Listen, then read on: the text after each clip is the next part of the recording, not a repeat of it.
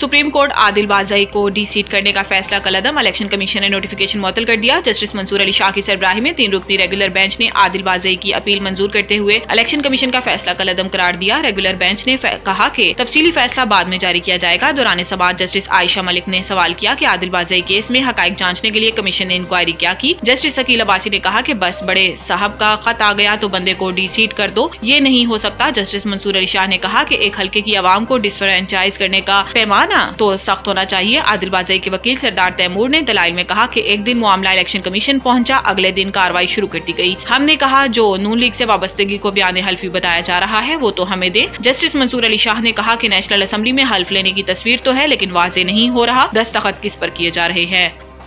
सदर मुमलिकत आसिफ जरदारी का मुख्तलिफ शोबों में चीनी सरमायाकारी बढ़ाने पर जोर। सदर मुमलिकत आसिफ अली जरदारी से बिलावल हाउस में चीन के कारोबारी वफ्द ने मुलाकात की, जिसमें वजीर आला सिंध सैयद मुराद अली शाह सूबाई वज़रा, चीन के कौंसल जनरल ने शिरकत की। मुलाकात के दौरान सदर मुमलिकत आसिफ अली जरदारी ने पाकिस्तानी मईशत के मुख्तलिफ शोबों में चीनी सरमायाकारी बढ़ाने पर जोर देते हुए कहा कि पाकिस्तान और चीन के माबैन इक्तसादी और तिजारती ताउन फरोग देने की जरूरत है। दोनों ममालिक की अवाम बिलखसूस सरमायाकारों और कारोबारी इदारों के दरमियान रवाबित बढ़ाना होंगे। वफ्द ने मुल्क की शोबा सेहत की तरक्की के लिए पाकिस्तान में मेडिकल सिटी के कयाम के लिए $1 अरब की सरमायाकारी में दिलचस्पी का इजहार किया, जबकि मईशत के मुख्तलिफ शोबों बिलखसूस ज़राअत, लाइफ स्टॉक, तवानाई, ट्रांसपोर्ट और मैन्युफैक्चरिंग में सरमायाकारी में भी दिलचस्पी जाहिर की।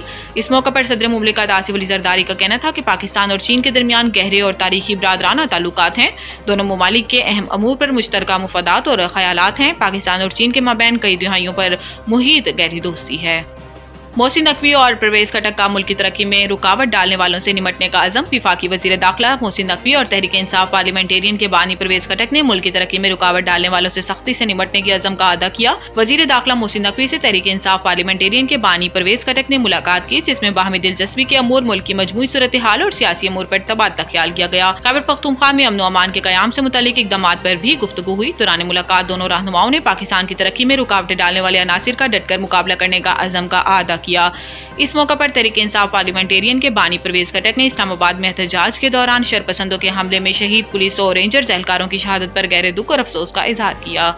मुआशी चैलेंजेस दरपेश थे, इन्हें हल किया। वजीर खजाना मोहम्मद औरंगजेब ने इस्लामिक कैपिटल मार्केट्स कॉन्फ्रेंस से बजरिया जूम खिताब करते हुए कहा कि हमारी मुआशी सिमत दुरुस्त है, मुआशी चैलेंजेस दरपेश थे, इन्हें हल किया है। इस्लामिक कैपिटल कॉन्फ्रेंस हुकूमत के माली निज़ाम को शरिया असूलों पर मुंतकिल करने का अज़म है। वजीर खजाना का मजीद कहना था कि इस्लामी मालियाती निज़ाम पर मुंतकिली के सफर में सब ने मिलकर चलना है। शरिया असूलों पर मुरत्तिब की गई प्रोडक्ट से सारिफ का एतमाद हासिल करना है। दुनिया में वैल्यू फाइनेंशियल खिदमात की मांग बढ़ रही है।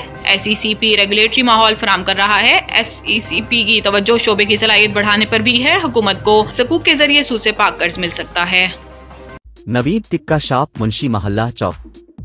नया अंदाज, नया जायका और मयार एक साथ। नवीद टिक्का शॉप अपना पैगाम देते हैं, रेट वो जो हर किसी की पहुंच में। नवीद टिक्का शॉप की नई आइटम में फिश टिक्का, चिकन पकौड़ा, सज्जी, चिकन टिक्की, आलू चिकन टिक्की, शामी कबाब, बेहतरीन और साफ सुथरा माहौल, जायकेदार बेहतरीन खानों का मरकज। एक बार जरूर आजमाएं। नवीद टिक्का शॉप, मुंशी महल्ला चौक, मंदी बहाउद्दीन।